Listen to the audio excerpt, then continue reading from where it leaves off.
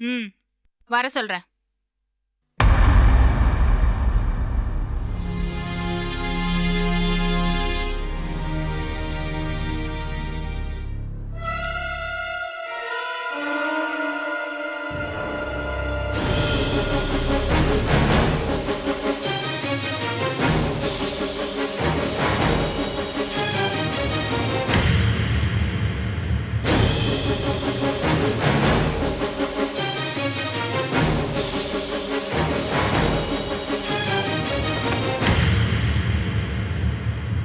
என்னம்மா? ஒன்றும் இல்லை. மா, எனக்கு ஏதாவது ஃபோன் வந்துச்சா? இல்லையே. உனக்கு ஃபோன் வந்தா நான் சொல்ல மாட்டேனா? வர வர உனக்கு என் மேலே நம்பிக்கை இல்லாமல் போயிடுச்சு. அப்படிலாம் ஒன்றும் இல்லைம்மா. நான் பாத்ரூம்ல இருக்கும்போது பேச்சு குரல் கேட்டுச்சு. அதான் எனக்கு ஏதாவது ஃபோன் வந்துச்சான்னு கேட்டேன். பரவாயில்ல பரவாயில்ல, விடு.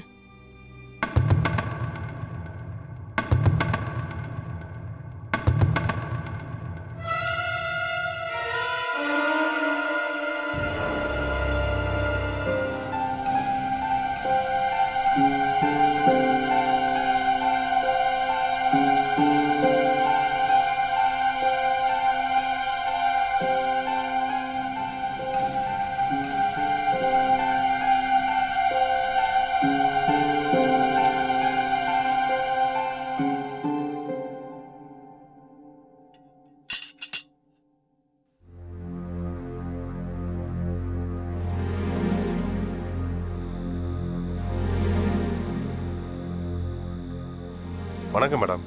யாரு? என்ன வேணும்? என் பேர் மணி, டிரைவர். பரவாயில்ல, இருக்கட்டும்.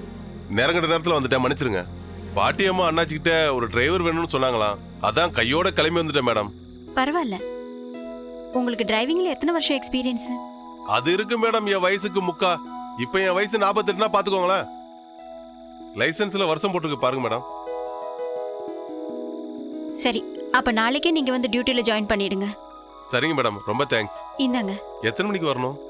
காலையில 9 மணிக்கெல்லாம் வந்துருங்க. சரிங்க மேடம், வந்துடுறேன்.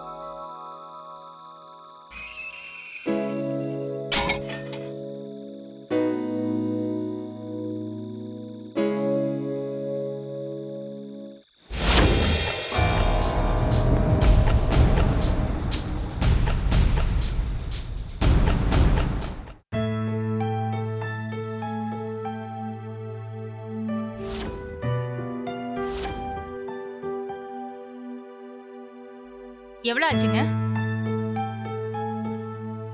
230 ரூபா மேடம். 230? கொடுங்க. என்ன மேடம்?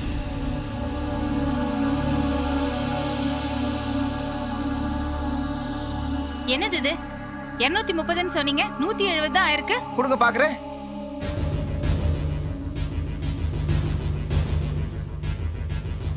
சாரி மேடம், ஏதோ தப்பு நடந்து போச்சு. சாரி கேட்டா எல்லாம் சரியா போயிடுமா?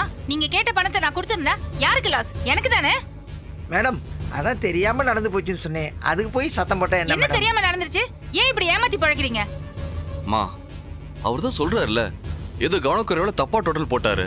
அதை தான் நீ கண்டுபிடிச்சிட்டல. கரெக்டான அமௌண்ட்டை செட்டில் பண்ணிட்டு வாமா. எதுக்கு தேவையில்லாம சண்டை போட்டுட்டு இருக்க? வாய் மூடிட்டு கொஞ்சம் பேசாம இருக்கியா? ஏமா, எதையுமே புரிஞ்சுக்க மாட்டியா? உங்ககிட்ட 50 ரூபாய் ஏமாத்தி அவர் கோட்டையை கட்ட போறாரு. நீ ரெகுலரா காய்கறி வாங்குற கடை தானே இது? உன்ன போய் அவர் ஏமாத்துவாரா? பெத்த அப்பா அம்மா, கட்டின புருஷன், என் பிள்ளைங்க கூட ஏமாத்துற காலம் இது. நான் யாரையும் நம்ப மாட்டேன். இந்தாங்க உங்க காய்கறி. இனிமே உங்க கடை பக்கமே நான் வரமாட்டேன்.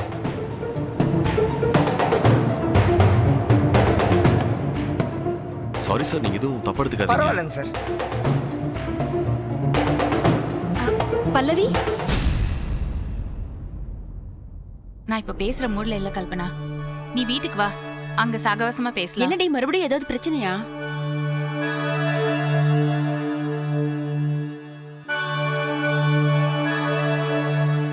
இந்த உலகமே ஏமாத்துக்கார உலகமா இருக்கு கல்பனா. பல்லவி, நான் சொல்றத கேப்பியா? ஆண்டி ப்ளீஸ், எரிய நெருப்புல எண்ணெய் ஊத்தாதீங்க. எதுக்காக எங்க நிம்மதி கெடுக்குறீங்க?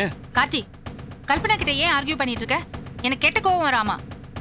என் நல்லதுக்காக பேசுற ஒரே ஜீவன் இவங்க தான். அந்த நம்பிக்கை உனக்கு இருக்குல்ல பல்லவி? அப்படின்னா நான் சொல்றத கேளு. என்னன்னு சொல்லு. உன் ஹஸ்பண்ட மன்னிச்சு ஏத்துக்கோ.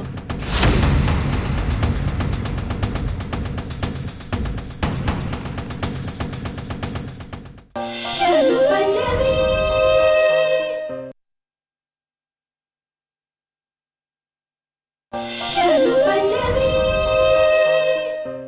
என்னடி சொல்ற? உன் ஹஸ்பண்டோட ஒண்ணு சேர்றது தான் உனக்கு நல்லதுன்னு சொல்றேன் பல்லவி. என்ன உளற? நான் உளரல பல்லவி, நல்லா யோசனை பண்ணி தான் சொல்றேன். நான் பார்த்த வரைக்கும் ராஜாராமன் ஒரு பக்கா ஜென்டில்மேன். அவர் லைஃப்ல உனக்கு முன்னால ஒரு லேடி இருந்திருக்காங்கன்னா அது சபல புத்தியா இருக்காது, சூழ்நிலை தான் காரணமா இருக்கும் பல்லவி. அதுக்கு அதான் சொல்றேனே பல்லவி, நல்லா யோசனை பண்ணு. இதுக்காக உன் ஹஸ்பண்ட தண்டிக்கிறதுல எந்த நியாயமும் இல்ல. உன் ஹஸ்பண்ட வர சொல்லு, மனசு விட்டு பேசு, காது கொடுத்து கேளு. போத நிறுத்து. உன் அட்வைஸ்க்கு ரொம்ப தேங்க்ஸ். நான் வரேன். நான் சொல்றத ஒரு நிமிஷம் கேளு பல்லவி. இல்ல, நான் தெரியாம தான் கேக்குறேன். உனக்கு திடீர்னு இப்படி ஞானோதயம் வந்தது எப்படி? பல்லவி, நீ நல்லா இருக்கணும்னு மனப்பூர்வமா ஆசைப்பட்டு மனசாட்சியோட யோசிச்சு பார்த்த பல்லவி. நீயே கொஞ்சம் நல்லா யோசிச்சு பாரு, உன்னால நிச்சயமா ஒரு நல்ல முடிவுக்கு வர முடியும். இது பாரு, பாதிக்கப்பட்டவன் நான். என்னோட வலியும் வேதனையும் யாருக்கும் புரியாது. இது பாரு, இதுதான் கடைசி. இதுக்கு மேல நான் உன்னை பார்க்கவே கூடாது. ரொம்ப thanks. Good bye. Aunty, thanks and sorry aunty. Thanks இன்னைக்கு நீங்க அம்மா கிட்ட பேசினதுக்கு. சாரி அன்னைக்கு நான் உங்ககிட்ட கோவப்பட்டதுக்கு. உங்ககிட்ட இப்ப அம்மா பேசினது எதையும் நீங்க மனசுல வச்சுக்காதீங்க. நான் வரேன் ஆண்டி. சரி கார்த்தி. வரியா இல்லையா? Bye aunty.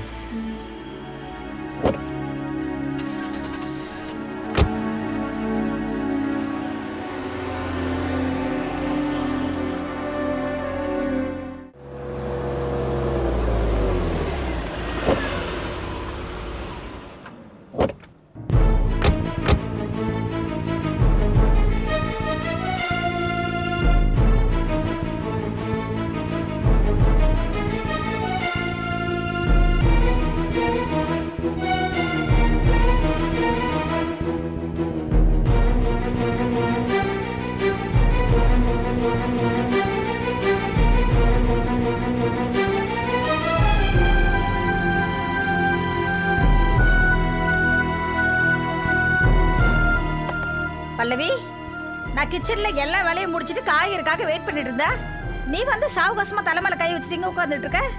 எப்போ வந்த? என்ன காய்கறி வேண்டி வந்திருக்க? நான் எதுவும் வாங்கல. ஏமா, கடை ஸ்ட்ரைக்கா? அதெல்லாம் இல்ல. அப்புறம் எதுக்காக வாங்காம வந்துட்ட? யாராவது ஏதாவது பிரச்சனை பண்ணாங்களா? இவங்க தான் அப்படி பிரச்சனை. எல்லாரோடையும் பிரச்சனை, யாரை பார்த்தாலும் பிரச்சனை. சண்டை கோழி மாதிரி அணைஞ்சுக்கிட்டு இருக்காங்க. யாரு? நானா? ஆமா, நீதான். ஏமா, நீ ஏன் இப்படி மாறிட்ட? உங்ககிட்ட இந்த நல்ல குணம்லாம் எங்கம்மா போச்சு? அந்த கடைக்காரங்கிட்ட 50 ரூபாய் ஏமாந்திருந்தா அது நல்ல குணம். உங்க அப்பா என்ன காலம் பூராவும் ஏமாத்திட்டு இருப்பாரு. அந்த உண்மை தெரிஞ்சிருந்தும் அவரை பிராணநாதா, சுவாமி அப்படின்னு நான் சொல்லிட்டு இருக்கணும். அப்படி சொல்லியிருந்தா அது நல்ல குணம் இல்ல?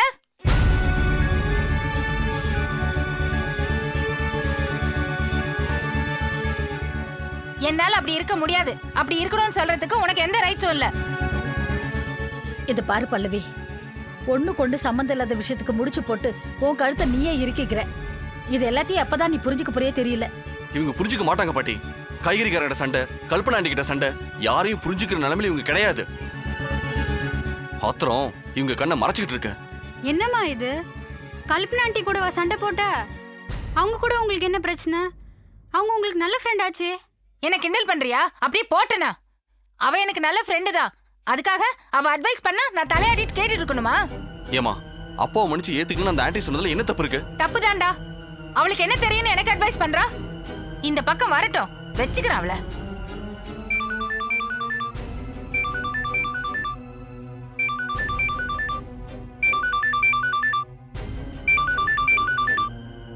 Good morning madam. Good morning Karthi. Bank வந்துட்டீங்களா? பேங்க்குக்கா? எதுக்கு மேடம்? என்ன கார்த்தி புதுசா கேக்குறீங்க? நேத்து நைட்டே ஃபோன் பண்ணி சொன்னேனே, அம்மா சொல்லலையா? கார்த்தி? Sorry madam. அம்மா சொன்னாங்க, நான் தான் ஏதோ மறந்துட்டேன். சாரி, ஒரு 10 நிமிஷத்துல அங்க இருப்பேன். Okay Karthi, bye. மா, ஜெனிஃபர் மேடம் ஃபோன் பண்ணது எதுக்கு என்கிட்ட சொல்லாம மறைச்ச? நான் ஒன்னும் மறைக்கல, மறந்துட்டேன். பொய் சொல்லாதம்மா. நேத்து நைட்டே நான் சந்தேகப்பட்டு கேட்டதுக்கு ஏதோ பொய் சொல்லி சமாளிச்சேன். ரிசீவ்டுகள் இந்த ஃபோன் நம்பரையும் டெலிட் பண்ணி வச்சிருக்க. ஏன் இப்படி எல்லாம் பண்ற? எல்லாம் உன் நல்லதுக்காக தான். உங்க அப்பா உன் பேர்ல லோன் வாங்கி உன்னை மாட்டி விடுறதுக்காக பிளான் பண்ணிட்டு இருக்காரு. நீ மாட்டிக்காத. ஏன் பல்லவி இப்படி அநியாயமா பேசிட்டு இருக்க? சொந்த புள்ளை யாராவது ஏமாத்துவாங்களா? ஏன் நான் உனக்கு சொந்த பொண்ணு தானே, நீ என்ன ஏமாத்தல?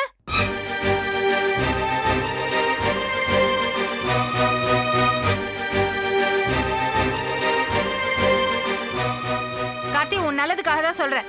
நீயும் என்ன மாதிரி ஏமாந்து போய் நிக்காத. கொஞ்சம் புத்திசாலித்தனமா பழச்சுக்க. ரொம்ப தேங்க்ஸ்மா. உன் அட்வைஸ்க்கு ரொம்ப ரொம்ப தேங்க்ஸ். ஆனால் நான் பேங்க் போவேன், லோன் பேப்பரில் சைன் பண்ணுவேன். என் அப்பாவை நான் நம்புறேன். அதுதான் எனக்கு புத்திசாலித்தனமா தோணுது. நான் வரேன்.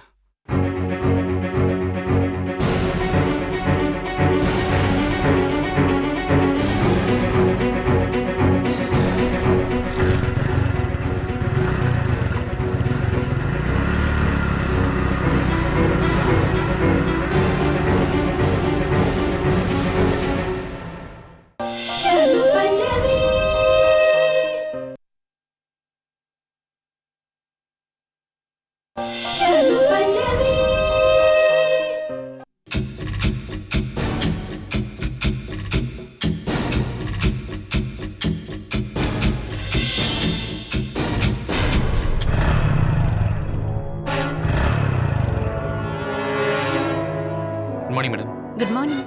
ஏன் கார்த்தி அண்ணன் வரலையா? வருவார், ஆன் தி வேன்னு சொன்னாரு.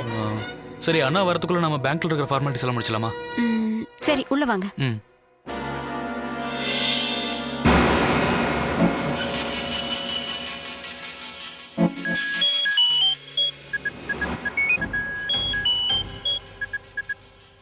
சார் வணக்கம் சார்.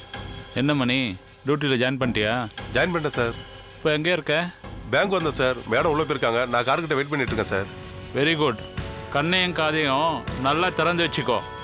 எல்லாத்தையும் நல்லா கவனி. அவங்க பேசுகிறத அவங்களுக்கே தெரியாமல் நல்லா கேட்டுக்கோ. அப்பப்போ எனக்கு தகவல் கொடு. Okay sir. புது ப்ராஜெக்டுக்காக ராஜாராமன் பெரிய தொகையை பேங்க்கில் கடன் கேட்டிருக்கான். அநேகமாக அது அவனுக்கு கிடைச்சிடும். என்னைக்கு பேங்க்லேருந்து அந்த அமௌண்ட் எடுக்கிறானோ அன்னைக்கு நாம் தட்டி பறிக்கிறோம். ராஜாராமனையும் கடத்துறோம். புரியுதா? புரிஞ்சு சார்.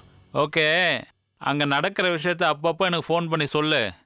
இந்த தடவை நாம் கொடுக்குற அடியில் ராஜாராமனும் அவன் பிஸ்னஸும் அடியோடு சரிஞ்சு மண்ணோட மண்ணாக போகணும்.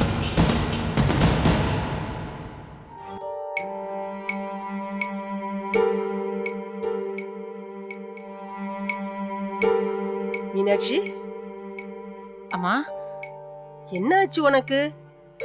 என்னமோ கப்பலே கவிழ்ந்து போன மாதிரி கன்னத்துல கைய வச்சுட்டு உட்காந்துருக்க. அதெல்லாம் ஒன்றும் இல்லைம்மா. ஏம்மா, எனக்கும் என் குடும்பத்துக்கு விடிவு காலமே வராதா? மீனாட்சி, ஏன் இப்படி எல்லாம் பேசுற? இப்போ உனக்கு என்ன குறை வந்துச்சு? பின்ன என்னம்மா, பெத்த குழந்தைய சின்ன வயசுலயே தொலைச்சிட்டேன்.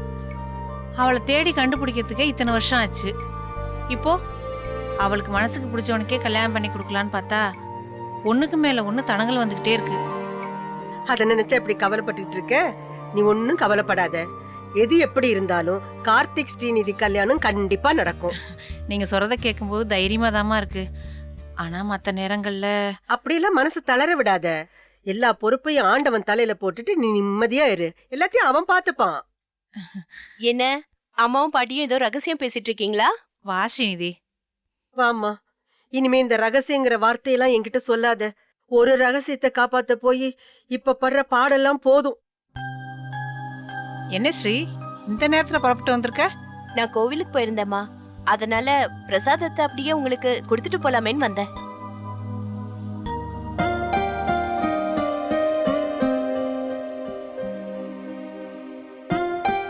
ஸ்ரீநிதி, உன் அத்தைய அதான் பல்லவிய பார்த்து பேசுனியா? பேசுனேன். என்ன இப்படி அழுத்துக்கிட்டு பதில் சொல்ற? நீ சொன்னா கேப்பான்னு நம்பிதானே உன்னை அவகிட்ட பேசுறதுக்கு அனுப்பினோம். நான் சொல்றதை யார் கேக்குறாங்க? பல்லவி ஆண்டி மட்டும் கேக்குறதுக்கு.